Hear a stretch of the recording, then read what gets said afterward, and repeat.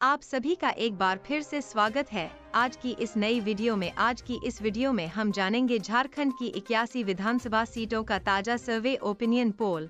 झारखंड में अब की बार कौन सी पार्टी को कितनी सीटें मिलने जा रही है, जानेंगे झारखंड की एक विधानसभा सीट का ताजा सर्वे ओपिनियन पोल। आप इस बार किसकी सरकार देखना चाहते हैं, कमेंट करके अपनी राय हमें जरूर दें। तो चलिए जान लेते हैं झारखंड की 81 विधानसभा सीटों का ओपिनियन पोल। सबसे पहले बात करें धनबाद जिला की, जहां पर विधानसभा की 10 सीटें हैं। इन 10 सीटों में से एनडीए गठबंधन को 4 सीटें और इंडिया गठबंधन को 6 सीटें मिलने का अनुमान है। अगला जिला है गिरिडीह, जहां पर विधानसभा की कुल 6 सीटें हैं। इन 6 सीटों में से एनडीए गठबंधन को 3 सीटें और इंडिया गठबंधन को 3 सीटें मिलने का अनुमान है। अगला जिला है पूर्वी सिंहभूम, जहां पर विधानसभा की कुल 6 सीटें हैं। इन 6 सीटों में से एनडीए गठबंधन को 1 सीट और इंडिया गठबंधन को 5 सीटें मिलने का अनुमान है। यहां पर एनडीए गठबंधन को काफी नुकसान हो सकता है। अगला जिला है बोकारो, जहां पर विधानसभा की 1 सीट है। यह 1 सीट एनडीए गठबंधन को मिलने का अनुमान है।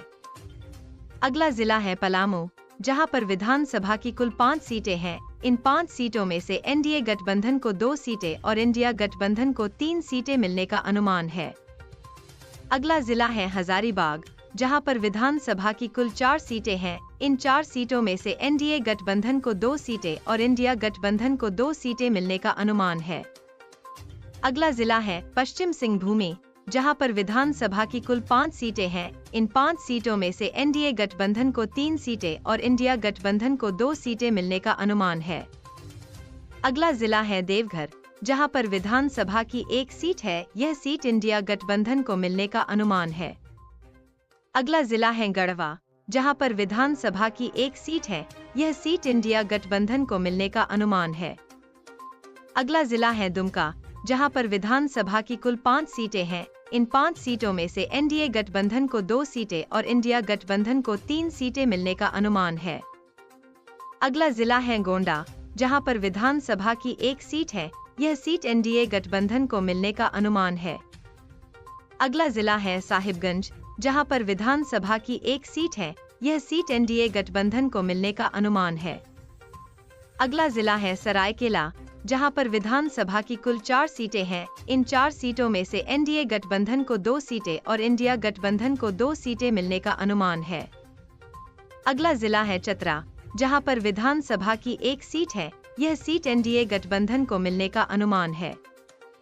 अगला जिला है गुमला, जहां पर विधानसभा की 1 सीट है। यह सीट एनडीए गठबंधन को मिलने का अनुमान है।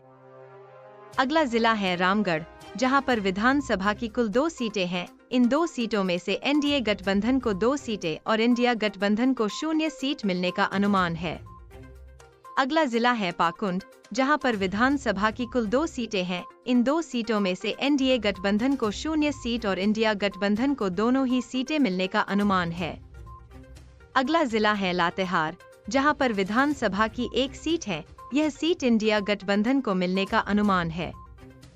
अगला जिला है कोदरमा, जहां पर विधानसभा की कुल 3 सीटें हैं। इन 3 सीटों में से एनडीए गठबंधन को 0 सीट और इंडिया गठबंधन को तीनों ही सीटें मिलने का अनुमान है।